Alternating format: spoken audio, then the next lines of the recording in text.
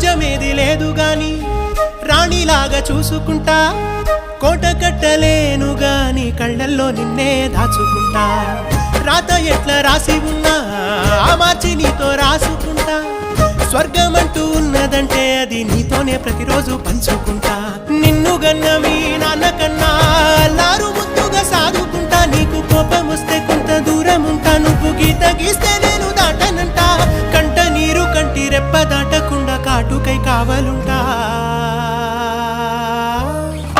రాంబాయి నీ మీద నాకు మనసాయనే